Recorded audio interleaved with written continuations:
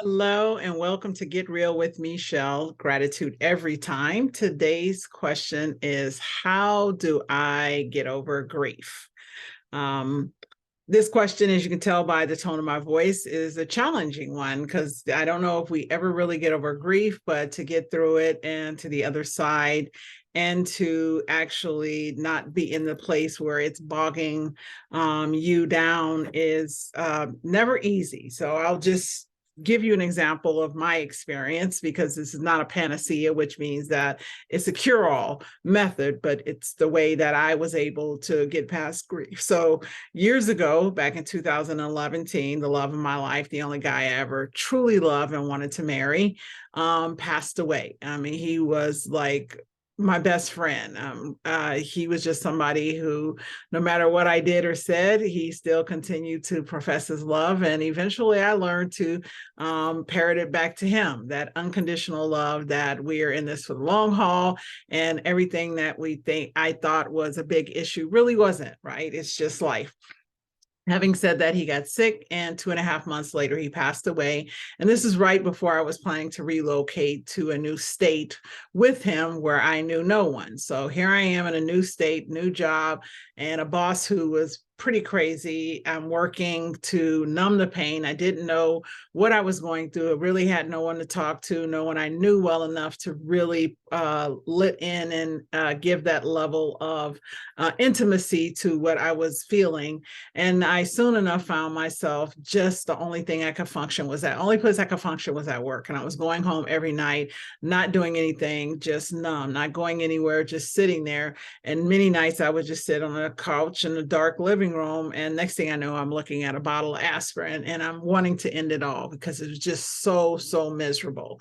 Um, Eventually, I ended up hurting myself and going to a doctor who noticed that there was just a little off and started asking me questions, and the well broke. And what I discovered was that I had generally anxiety disorder with suicidal ideation. So I was grieving. I was grieving him, and I hadn't told anyone. I had just lost all will to live.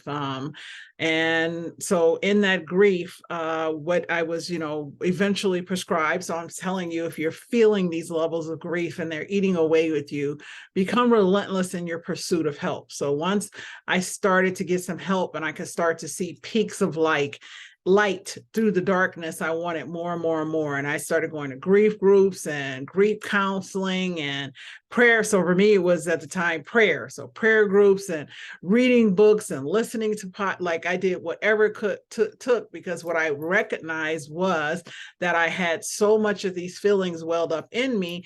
To get through them, I needed to put new feelings, new hope, new ideas in my head.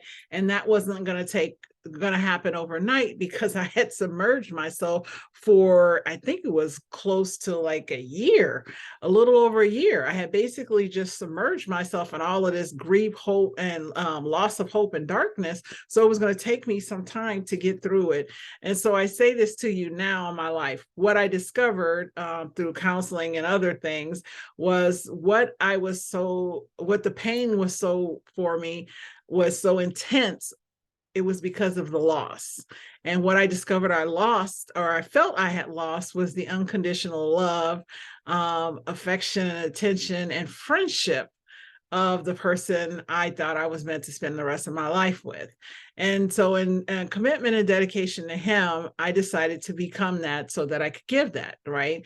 To be more affirming and loving and kind and compassionate and thoughtful, and just be a person that really looked at people in a way that was just leave them feeling better for having met me, because I always felt better whenever I was around him. So I say this to you, discover what it is that you're grieving, what loss you're grieving, and see how you can use and turn it. Because what I've learned is that grief was an emotion, and emotion is just energy. It's just a surge of energy going through my body. Every emotion we have is energy, and it's how we burn the time, right? So if time is the vehicle that moves across the span of our life, then how we put fuel in that vehicle are our emotions.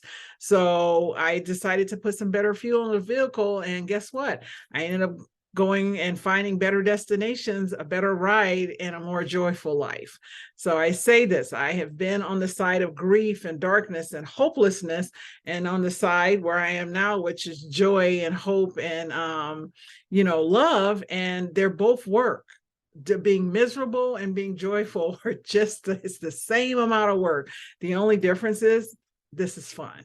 So find and do whatever you can. Reach out to me, right? I know a bunch of counselors and a bunch of grief coaches and programs that I happily share with you that helped me along my journey. But you can Google, you just put a post on Facebook, be willing to ask for help. That's the first step. So you got this. You will go through it. You will get to the other side sooner than you ever thought possible when you make that decision and you make it your business to heal yourself so that you can be useful to the people that are still living, that are still here. Okay. This is from my heart, my prayers, blessings, and hope with you that you would find some greatness in this. Have a blessed day. Thank you for listening. And I'm just going to close this today and tell you my heart is with you. I'll see you on the next question.